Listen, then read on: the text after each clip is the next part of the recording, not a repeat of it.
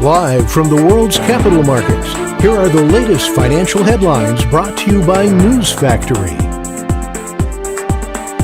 Hello and welcome to Wednesday's financial news.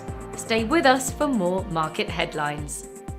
The dollar-yen pair traded sideways in the last session.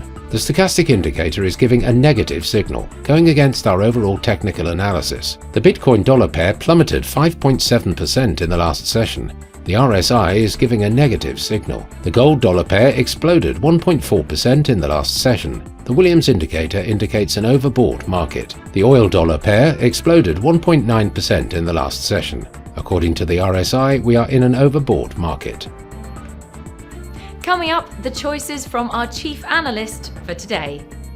Gold prices rose to a fresh record high as demand from momentum following funds offset a strong US dollar and the possibility of higher for longer US rates. The US dollar was down after earlier hitting its highest in almost 5 months, following a new report that showed US job openings held steady at higher levels in February. Spot Bitcoin exchange-traded funds witnessed a spike in trading volume in March, reaching $111 billion.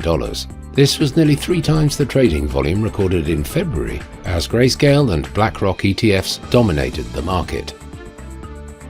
Those were today's major economic events, and now moving on to world financial headlines. The US ADP employment change will be released at 12:15 GMT. The US ISM Services PMI at 1400 hours GMT.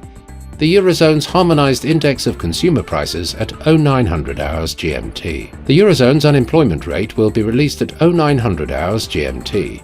Japan's Jibun Bank Services PMI at 0000 hours and 30 minutes GMT.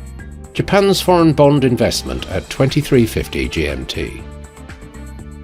We hope that you've enjoyed Wednesday's market outlook. On behalf of all of us here, we wish you a productive trading day. Be sure to join us tomorrow morning for the latest news and events from the financial markets.